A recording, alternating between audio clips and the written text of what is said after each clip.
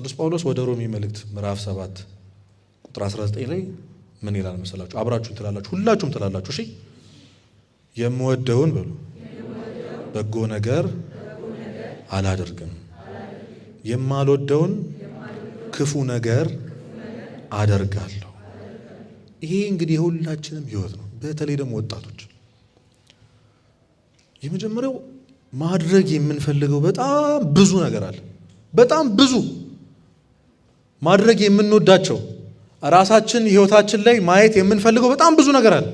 ብዙ መጸለይ እንፈልጋለን፣ ንስሐ መግባት እንፈልጋለን፣ ስጋ ወደሙ መቀበል እንፈልጋለን፣ አስቀዳሽ መሆን እንፈልጋለን፣ አንባቢ መሆን እንፈልጋለን፣ ጎበዝ ተማሪ መሆን እንፈልጋለን። ከምንም ነገር በላይ ከሰዎች ጋር በጣም በሰላም የሚኖረው ሰው የምትኖረው ሴት መሆን እንፈልጋለን። ግን አልቻልንም። ማድረግ የምንፈልገው ነገር አለ። ቱዱ ሊስት አለን፣ እንደረድረዋለን፣ አንዱንም ቲክ አናደርገውም፣ አይፈጸምም። ፕላን እናደርጋለን። የዛሬ ዓመት 2018 ምናምን ብለናል፣ አናደርገውም። ራሳችን እናውቀዋለን። ምክንያቱም 2017 ላይ እንዴት እንደሆነ ስለምናውቀው ማለት። ሁሌ ግን የሆነ ራሳችን ላይ ማየት የምንፈልገው ማንነት አለ የለም? አለ አይደል? ግን አድርገናል፣ አቅቶናል። ሰው ለምንድን ነው ይህን ማድረግ ያቃተ ቢባል ብቸኛ ሊልን የምንችለው ነገር ምንድን ነው? አቅቶኝ ነው። በቃ ስላልሞከርን ነው እንዳይባል እንደኛ ያልሞከረ የለም። ምን ያላረግነው ነገር አለ አይደል? በጧት ተነስቶ የጧት ሌሊት ተነስተን አንባቢ ምናምን ለመሆን ስንት ያላረግነው። በጊዜ ተኛን ግን አይሆን። የሆነ ነገር እንጣለን፣ እንጠጣለን፣ ቡና ምን ያላረግነው ነገር አለ። ጎበዝ ተማሪ ደግሞ በተለይ ደግሞ ጥሩ መንፈሳዊ ኦርቶዶክሳዊ የሆነ ወጣት ለመሆን ያላረግነው ነገር የለም። ግን አልቻለም። ደግሞ በዚህ ቢበቃን ጥሩ ነበር። ወደዚህ ትኩረታችሁ በዚህ ቢበቃን እኮ ጥሩ ነበር። የማንወደውን ክፉ ነገር ምን እንላለን? እናደርገዋለን። በተቃራኒ ሁላችንም የሆነ ማድረግ የማንፈልገው ግን በየቀኑ የምናደርገው ኃጢአት አለ። ሁላችንም ያሰቃየን፣ ራሳችንን በመስታወት ስናይ እንድንጠላው ያደረገን፣ እኔማ ገብርኤል መግባት አይገባኝም እንድንል ያደረገን፣ ክራችንን እንድንበጥስ ክርስቲያን ልባል አይገባኝም እንድንል ያደረገን፣ ከሰው በታች ከጓደኞቻችን በታች ያደረገን፣ ቶሎ ተሰባሪ እንድንሆን ያደረገን፣ ቶሎ እንዲከፋን፣ ቶሎ እንድናለቅስ፣ በአንዴ ትዝ እያለ እያሸማቀቀ ራሳችን እንድንጠላም ያደረገን የሆነ ኃጢአት አለ፣ የሆነ ድክመት አለ። ከእግዚአብሔር የሚያርቅ እንፈልጋለን እኮ ወደ እግዚአብሔር መቅረብ ግን አንችልም። ምለናል፣ ተገዝተናል፣ ተስለን እናውቃለን። ገብርኤል ይህንን ኃጢአት ከኔ ከነቀልክልኝ ብለን እናውቃለን፣ ግን አልቻልንም። ሁሌ ራሳችንን ስናደርገው ነው የምናገኘው። ሁሌ ስናደርገው ነው የምናገኘው ራሳችንን። ሞታችንን እንድንመኝ አድርጎናል ይህ ኃጢአት። ሞታችንን እንዲሆኑ ከመኖርማ ብለናል። ሁላችንም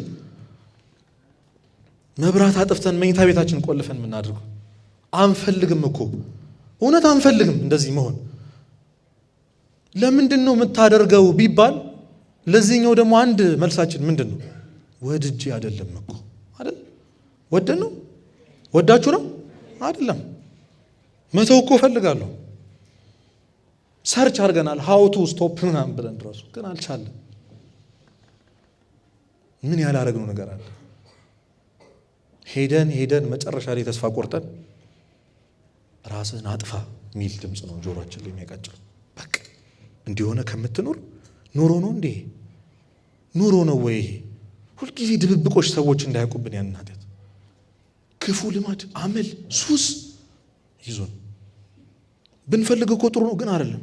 አንዳንዴማ ሁለት ማንነት ያለንም ይመስለናል። ያንን ነገር ሲያደርገው ደስ የሚለው ከዛስ አድርጎት ሲጨርስ ደግሞ የሚከፋው ማንነት አለ አይደል? እኛ የትኛው ነን? እሺ ቤተክርስቲያን ስንመጣ ሰላም ይሰማናል። ይዛ መጥፎ ቦታ ስንሄድም ሰላም ይሰማናል፣ ደስ ይላናል። ያኛው ግን ኃጢአቱን አድርገነው ስንጨርስ ሁሌ ልባችን ይቃጠልብናል። በትክክል ራሳችን ላይ ተስፋ እንድንቆርጥ አድርጎናል። ለምን? ሰው መሞከር እስከሚችለው ሙከራ ድረስ ሞክረናል። አልሞከራችሁም እንዴ? ሞክረናል ግን አልቻልንም ነው። የሆነ ክፉ ልማድ አለ፣ የሆነ ሱስ አለ፣ የሆነ ሰው አለ። ከዚህ በኋላ አላወራውም፣ ቴክስት አላረግለትም ብለን ምናረግለት የሚያመላልሰን ማለት ነው። የሆነ ቦታ አለ።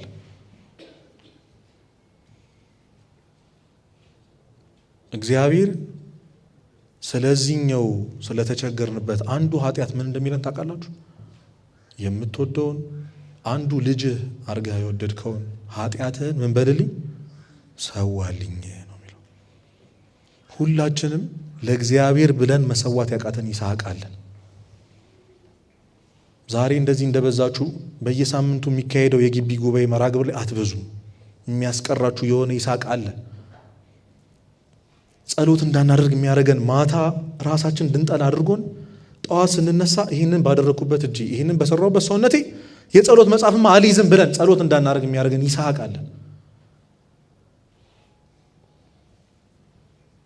መሰዋት አቅቶናል። እግዚአብሔር ደግሞ ያቺን ነው የሚለው፣ እሱን ነገር ተውልኝ ነው፣ ለእኔ ብለህ ተውልኝ። እና ምንድን ነው የምናደርገው? በጣም ብዙ ጊዜ ከዚህ ነገር ውጡ፣ ይህንን ኃጢአት ተዉ ምናምን እንባላለን። እንዴት መውጣት እንዳለብን ግን አናውቅም አደለ? ንስሐ ግቡ ይባላል። ንስሐ መግባት እንዳለብን እኮ እናውቃለን ለዚህ ኃጢአታችን። ግን እንዴት ነው ምን ተወው ነው? ደከማችሁ? እንቀጥል። የመጀመሪያው ነገር መፍትሄ ነው። አሁን የመጀመሪያው ነገር ይስሐቅን መለየት ነው። ያን ይስሐቅ ብቶ ወደ እግዚአብሔር የሚያቀርበኝ ብሰዋለት ለእግዚአብሔር ተወው የሚለኝ ነገር ምንድን ነው? እስኪ አንድ ቀን ዛሬ ቤታችሁ ቁጭ ብላችሁ እስኪ መብራታችሁን አጥፍታችሁ ቁጭ ብላችሁ ከራሳችሁ ጋር ምንድን ነው ከእግዚአብሔር እያራቀኝ ያለ እኔ በየቀኑ እያደረግኩት ያለው መጥፎ ነገር ምንድን ነው? መተው እንዳለብኝ እያወቅኩ ግን የማደርገው ነገር ምንድን ነው? ለዩት። ይስሐቃችሁ ያን የምንቸገርበትን ነገር እንለየው። ቁጭ ብለን ስለ ጉዳዩ እናስብ። መቼ ነው እንደዚህ አይነት ሰው የሆንኩት? መቼ ነው የጀመርከው ያንን ኃጢአት? ማን ያስለመደ? እንዲህ ነው የገባው? ቁጭ ብለን ሪያሊቲውን ፌስ እናድርግ እስኪ። ሆነን አንድ ቀን ስልካችን ወደ ጎን ወርረን ከራሳችን ጋር እናውራ። ከእግዚአብሔር እያራቀኝ ያለ አንድ ነገር እግዚአብሔር እንድተውለት የሚፈልገው ያ ነገር ምንድን ነው ብለን እናስብ። ይመጣልናል አይደል? ሰው ሊሆን ይችላል፣ ጊዜ የለኝም ምናምን ልንል እንችላለን። ትምህርት ይስሐቃችሁ ሊሆን ይችላል። የምታጠናው ጥናት መጽሐፍ ቅዱስ እንዳታነብና ጸሎት እንዳታደርግ ወደ ቤተክርስቲያን እንዳትሄድ የሚያደርግ ከሆነ ይስሐቅ ነው መተውን ያለብህ። ምክንያቱም እግዚአብሔር እንኳን ከትምህርት ከአባትና ከእናትም ስለሚበልጥ ተናግሯል ክርስቶስ በወንጌል። ማንም ከኔ አብልጦ እናትና አባቱን ቢወድ እህት ወንድሙን ቢያስበልጥ የተረገመ ይሆን ነው የሚለው። ከእናት ከአባት በላይ የሚወደድ እግዚአብሔር ነው። አይታችኋል፣ ቅድም ነግሬያችኋለሁ አብርሃም ምን ያህል እግዚአብሔር እንደሚወደው አይደለ? የሚተውለት አምላክ ነው። ብዙ የሚተውለት አምላክ ነው። ብዙ ነገር ሁሉ ነገሩን የሰጠን አምላክ እኮ ነው። ራሱን የሰጠን ክርስቶስ። እንለየው አንድ ቀን ቁጭ ብለን ምንድን ነው እየሆንኩ ያለሁት? በህይወቴ ምንድን ነው እያደረኩ ያለሁት? ይህ መንገድ ያዋጣኛል? ክርስቶስን እኮ በየቀኑ እንዲሰቃይ እያደረኩት ነው። ባዳነው ሰው እንዲበደል እያደረኩት ነው። ታውቃላችሁ፣ አንድ ክርስቶስ እንግዲህ የእሾህ አክሊሉን ካያችሁት 3000 ነው እሾህ አክሊሎቹ በቁጥር 70ዎቹ ጭንቅላት ውስጥ ገብተዋል፣ ወደ ውስጥ ገብተዋል። ምን ያህል ሊያመው እንደሚችል አስቡ። አንተ ያንን ኃጢአት ስትሰራው ሌላ 71ኛ እሾህ እየጨመርክ በእጅህ በእንጨት እየቆሰቆስክ እንዲያመው እያደረገው ክርስቶስን ድጋሚ እየሰቀልነው ነው ያንን ኃጢአት ስናደርገው። እስከ መቼ ነው የወደደኝ ጌታ ላይ እንደዚህ የምጨክነው እና እንደዚህ የሚያደርገኝ ነገር ምንድን ነው ብለን አንድ ቀን ቁጭ ብለን ከራሳችን ጋር እናወራ። ከዛስ ያ ክፉ ልማድ ያ ክፉ ኃጢአት ህይወታችን ላይ ያመጣውን ኢፌክት ቁጭ ብለን እናስበው እስኪ። ምን እንዳደረገን፣ እንዴት ከሰው በታች እንዳደረገን፣ መረጋገጫ እንዳደረገን። እውነት ራሳችን መስታወት ላይ ስናየው እኮ ጥሩ ስሜት ነበር ሊሰማን የሚገባው። በዚህ ልክ ራሳችን እንድንጠላ እንዴት እንዳደረገን። ዛሬ ለምሳሌ ቁጭ ብላችሁ ስለ አንድ ጓደኛችሁ ግን ስላደረገው ክፋት በየቀኑ ብታስቡ ነገ ሄዳችሁ ያስጠላችኋል። ሰውዬ ለምን? ምኑን ብቻ ስላሰባችሁ። እየሰማችሁኝ ነው? ከደከማችሁ ይቅር፣ ምኑን ካሰባችሁ ነው ያስጠላችሁ። የለ ሰውየው ስለ ኃጢአታችሁ ክፋት አስቡ። ምን እንዳረጋችሁ፣ እንዴት እንደበደላችሁ፣ እንዴት እንደወጋችሁ፣ ያዳናችሁ ክርስቶስ ላይ እንዴት ጀርባችሁን እንድታዞሩ እንዳረጋችሁ አስብ ቁጭ ብለህ። ያን ያስጠላሃል ምን እንዳደረገ ሲገባ። እኛ እኮ ስላልገባን ነው። ይሄ ስልካችን እንዴት መጫወቻ እንዳደረገን፣ እንዴት ገዢ ባሪያ እንዳደረገን ብናቅ ድሮ እንወረውረው ነበር፣ ድሮ እንጥለው ነበር። ያ ሰው ያ ጊዜ እንዴት ከእግዚአብሔር እንዳራቀን፣ ነፍሳችንን በዓይናችን ብናያት እንዴት ጉስቁል እንዳለች ብናይ እናዝንላት ነበር። ፊታችሁ ላይ ማዲያት ቢወጣ እኮ ትደነግጣላችሁ አደለ? ትንሽ ጠቆር ብትሉ የሆነ እንደው ግርጥት ብትሉ ትደነግጣላችሁ። አረ የሆነ ክሬም ልቀባ ሰርች ምናምን። ነፍስህን ብታያት እንዴት ልትሆን? ምን ልንሆን ነው ነፍሳችንን ብናያት? ስለዚህ ቁጭ ብሎ ማሰብ ያስፈልጋል። ሶስተኛው መጸለይ ነው። ጸሎት አይኑ በጣም ከባድ ነው። ያንን በጣም ምንጠላውን ኃጢአት ማታ አድርገን ጠዋት ለጸሎት መቆም በጣም ከባድ ነው። በጣም ከባድ ነው። ያቃጭላል። አታፍርም ይላል። አታፍሪም? ምንም እንዳላረገ ሰው ጭራሽ ጸሎት መጽሐፍ ይዘህ እግዚአብሔር ፊት አይንህን በጨው አጥበህ ይላል። ይከብዳል። እግዚአብሔር ይኸውልህ ከመነሳትህ እንጂ ከውድቀትህ ምንም የለው። ልጄ ተነሳልኝ፣ ልጄ ጸሎት ሊያደርግ ተነሳልኝ ነው የሚለው። ዲማታ እንደዛ አድርግ አንተ አይደብርህም የሚል እግዚአብሔር የለም። እንደዚህ አይነት አባት አይደለም እግዚአብሔር። ባደረከው ትላንት ባደረከው ኃጢአት የሚያሸማቅቅህ አባት የለም። እንደዚህ አይነት እግዚአብሔር አይደለም ያለን እኛ።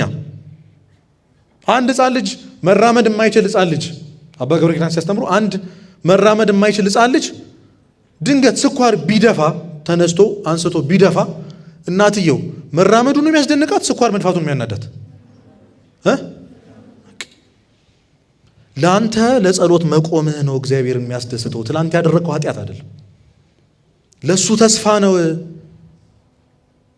አንድ ቃል ልንገራችሁ። ያንን በሕይወታችሁ የምትጠሉትን ኃጢአት ማታ አድርጋችሁ ጠዋት ለመጸለይ አቅም ካላችሁ ምንም ታሸንፋላችሁ። ምንም።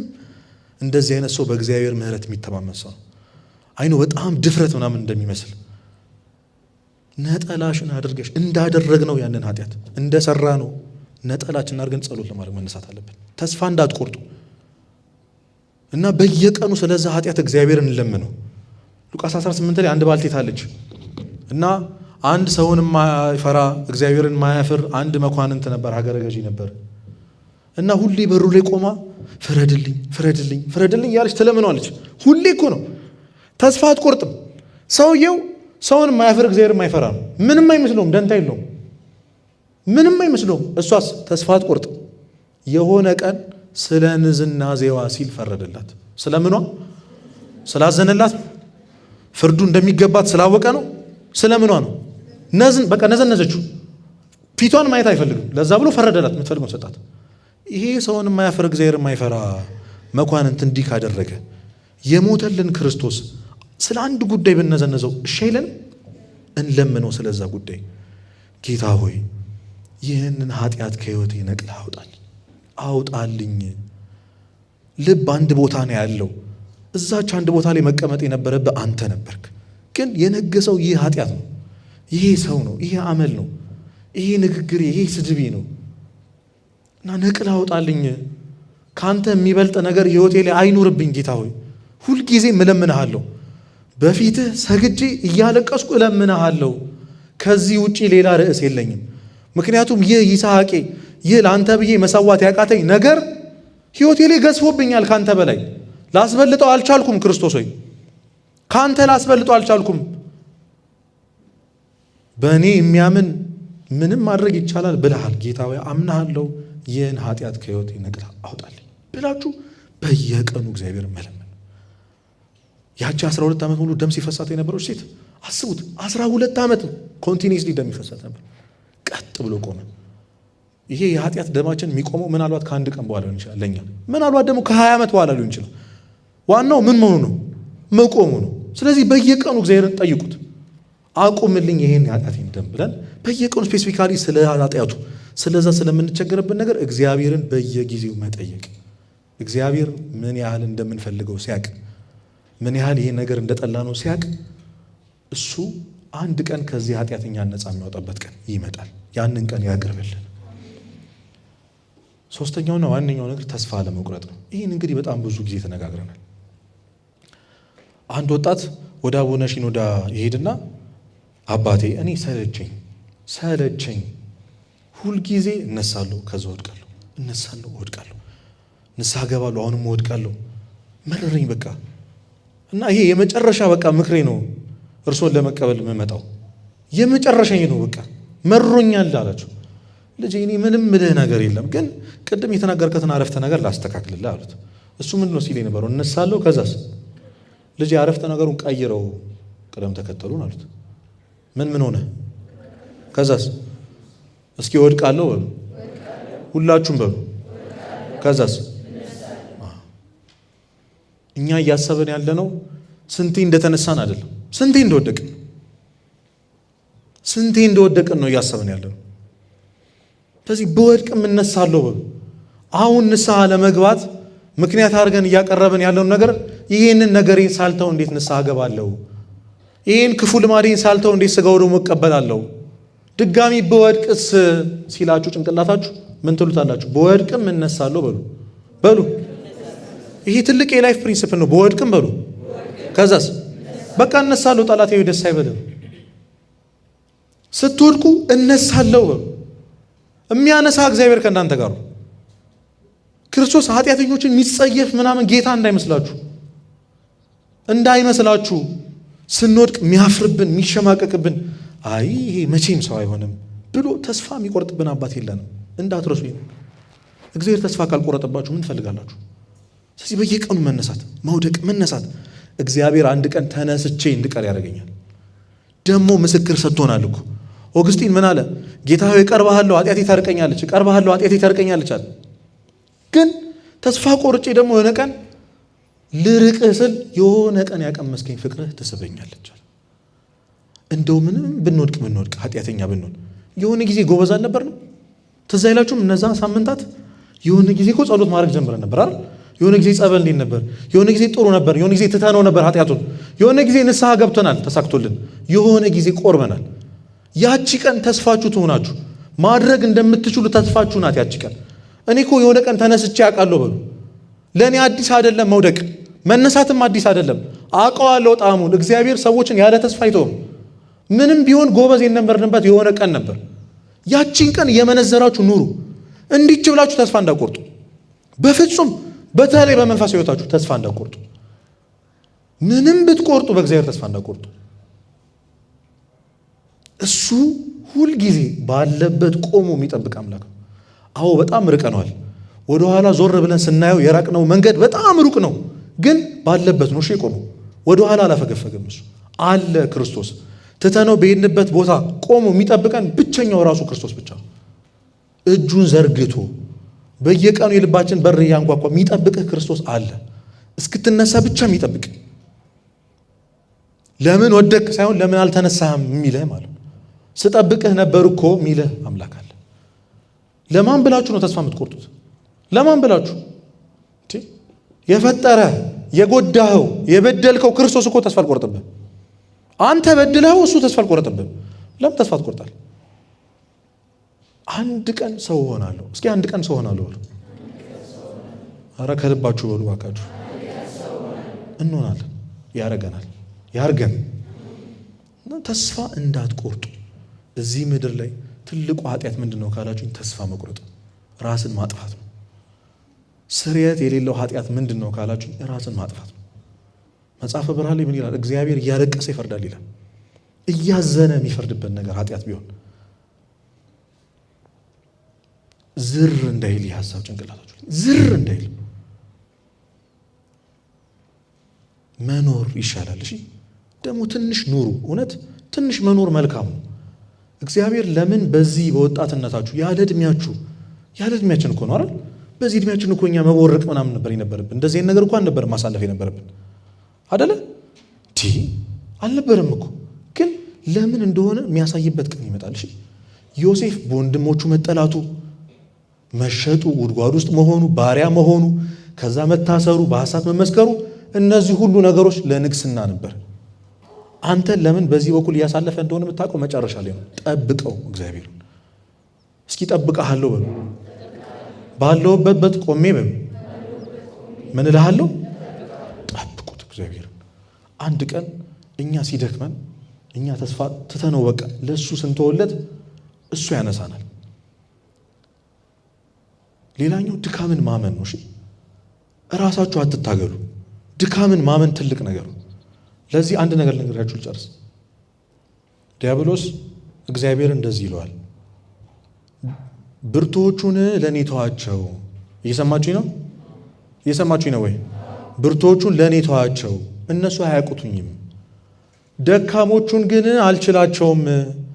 ምክንያቱም ድካማቸውን ስላመኑ ወደ አንተ መጥተዋል። ወደ አንተ የመጣውን ደግሞ አልችለው። እየሰማችሁ ነው? እንችላለን እኛ። ትችላላችሁ መሰለኝ። ትችላላችሁ ወይ? ማን ይችላል? እሱ ያሸንፍልን። ተውታችሁ ጌታ ሆይ እኔ ከዚህ በኋላ ማድረግ የምችለውን ነገር ጨርሻለሁ፣ አንተ ጉልበት ካልሆንክኝ በስተቀር አንተ እጅህን ካላስገባህበት በቀር እኔ ትቼዋለሁ። ድካማችን አምነን ስብር ብለን መተን ማልቀስ ነው። እኛ ዝም ብለን ንስሐ እንግባ፣ ዝም ብለን ስጋው ደግሞ እንቀበል፣ ዝም ብለን የወደቅን ቶሎ እንነሳ። እግዚአብሔር ትጋታችንን እሱን ለማስደሰት ብለን የሄድነውን ርቀት አይቶ አንድ ቀን ይምረናል። ስለዚህ ድካምን አሙኑ ወደ እግዚአብሔር መቅረብ ነው። ተስተካክሎ ንስሐ መግባት የለም። የሚያስተካክል ንስሐ ነው። ሐኪም ቤት ናት ቤተ ክርስቲያን፣ ሐኪም ቤት ናት። ሰው እንዴት ነው ሲሻለኝ ሄዳለሁ ይባላል ሐኪም ቤት? ሞኝነት እኮ ነው። ቆይ ትንሽ ተስተካክይ እቺ ነገር ስቶ ንስሐ ገባለሁ ቤተክርስቲያን ሄዳለሁ አይባልም። እውነት የሚያስተካክለን ንስሐ ነው። ልቤ ደንድኖብኛል አይደለ? ምንም እየተሰማኝ አይደለም። አሁን እንደዚህ እያወራህ እንኳን ምንም አይሰማኝም፣ ምን እንደምታወራ አልገባኝም። ችግር የለውም ንስሐ ገብተህ ሞክረው። ችግር የለውም ንስሐ ገብተህ ሞክረው። ልብህን እንዴት እንደሚሰብሩት ታያለህ፣ እንዴት እንደምታለቅሽ ታያዋለሽ። ያኔ ሞክሩት እስኪ። ስንት ነገር ሞክረናል። የሆነ ነገር መጣ ሲባል ፋሽን ምናምን ስንት ነገር ሞክረናል አይደል? አይተናቸዋል። ጥሩ ጥሩ የሚባሉ ስልኮች ሲመጡ አየናቸው። እስኪ አሁን ዛሬ ክርስቶስን ሞክሩት እስኪ። ንስሐ ምንድን ነው የሚለው? የሆነ አዲስ ቤት ተከፍቷል እንደዚህ የሚባል ምግብ መጥቶ ምናምን ሲባል ምንድን ነው የሚባለው? እንሞክረው ነው። ንስሐን ሞክሩት ባካችሁ። ምን እንደሚል ሰላም ምን እንደሆነ የናፈቃችሁ ሰላም ምን እንደሚል ማወቅ ከፈለጋችሁ ንስሐን ሞክሩት። ከዛ ስጋው ደግሞ ተቀበሉ። ያንን አድርጉ። የመጨረሻው መሰጣችሁ ቲፕ ኃጢአቱን ለመተው ከመጣር ይልቅ እግዚአብሔርን ማስደሰት መጣር። ከኔ ጋር በሉ፣ ኃጢአቱን በሉ። የመጨረሻው አይዟችሁ እሺ ያላችሁ ኃጢአቱን ለመተው ከመጣር ይልቅ እግዚአብሔርን ለማስደሰት መጣር። በጣም ዲፈረንስ አላቸው አይደለ? ትኩረት የምናደርገው እኛ ጨለማው ላይ ነው። ለምሳሌ እዚህ ጋር ብርሃን ቢሆን ከፊት ጨለማ ነው። ይሄ ጨለማችን በጣም እየታገልነው ነው። ግን ብርሃኑ የሚያገኘው ምናችን ነው? እየሰማችሁኝ ነው? እንደ አስተማሪዎቻችሁ ለማስረዳት የሞከርኩ ነው። ከገባችሁ ፊት ለፊት ጨለማ አለ አልኳችሁ። እሺ በሉ። ከኋላ ብርሃን አለ። ሰው እሺ ትላላችሁ። ፊት ለፊት ካለው ጨለማው ጋር የሚታገል ሰው ብርሃኑ ምኑን ነው የሚያገኘው? ጀርባውን ነው የሚያገኘው። ስለዚህ ፊትን ወደ ብርሃኑ አዙር። ኃጢአቱን ለመተው መጣሩን አቁሙና እግዚአብሔር እንድትወዱ የሚያደርጋችሁ ነገር ተጠመዱ። ለምሳሌ አንድ ሰው 12 ሰዓት ሙሉ ግማ ያንን እንደተኛንበት ብንል ከጧት 12 ሰዓት እስከ ማታ 12 ሰዓት ነው የቀን ውሏችን ብለን እናስብ እና ሁሌ ያንን ኃጢአት እናደርግበታለን ወይ ኖርማል ነገር እናደርግበታለን ብለን እናስብ። አሁን እኛ ትግላችን 12 ሰዓት ሙሉ የእግዚአብሔር ሰው መሆን አይደለም። ይኸውላችሁ ጠዋት ያቺን 30 ደቂቃ ጸሎት ስናደርግበት እዚህ ጋር 11 ተኩል ይቀራል አይደል? ተውት 11 ተኩል እዛች 30 ደቂቃ ላይ ደግሞ ማታ መጽሐፍ ቅዱስ 30 ደቂቃ ስናነብ ስንት ሆነ? 1 ሰዓት ሆነን አይደል? እዚህ ጋር ስንት ሆነ? 11። ስለዚህ አት ዘ ሴም ታይም ይኸውላችሁ ባይ ዲፎልት ዋት ዩ ስታርት ኢዝ ዋት ዩ ስቶፕ ነው አይደል? የሆነ ነገር ጀመራችሁ ማለት የሆነ ነገር አቆማችሁ ማለት ነው። እየሰማችሁኝ ነው? አሁን እኔ እያወራሁ ነው። ውሃ መጠጣት ብጀምር ምን ማድረግ አቆምኩ ማለት ነው። ስለዚህ ማውራት ለማቆም አይደለም መታገል ያለብኝ፣ ውሃ ለመጠጣት ነው መታገል ያለብኝ። ሰማችሁኝ? እናንተ ጥሩ ነገሩ ላይ ብቻ ጥረት አድርጉ። ጸሎት ማድረግ፣ ቤተክርስቲያን መምጣት ምናምን በሉ። ኃጢአቱን አድርጉት፣ ግን ጠዋት ያንን ድገሙት። እናድርጉ። ክርስትና ልምምድ ነው። ከዛ የሆነ ቀን 12 ሰዓት ሙሉ መንፈሳዊ ነገር ስናደርግ ራሳችን እናገኘዋለን። ሳናውቀው እንቀየራለን። ሰው እግዚአብሔርን ካልወደደ በቀር ኃጢአትን ሊጠላ አይችልም። ቅድም እንዳልኳችሁ ልብ አንድ ቦታ ነው ያላት። በዛ የልብ ቦታ የንግስና ዙፋኑ ላይ መቀመጥ ያለበት ክርስቶስ ነው። እኛ ላይ በጣም ብዙ ነገር ተቀምጧል። ያንን ለማስነሳት ክርስቶስን ማስገባት አለብን። የጽድቅን ጣዕም መቅመስ አለብን። እናስቀድስ፣ ስጋው ደሙ እንቀበል፣ ንስሐ እንግባ፣ መንፈሳዊ ተግባራትን በየጊዜው እናርግ። እንደዛ ራስን ካላጠፋ ስልህ የነበረውን ኃጢአት በእግዚአብሔር ድል እናደርገዋለን። ያንን ቀን ያቅርብልን። ሁላችንም ይህን መሰዋት ያቃተን ይሳቅ ለእግዚአብሔር እንሰዋ። እግዚአብሔር ይርዳን። ተስፋ ከመቁረጥ ያድነን። ወስብሐት ለእግዚአብሔር።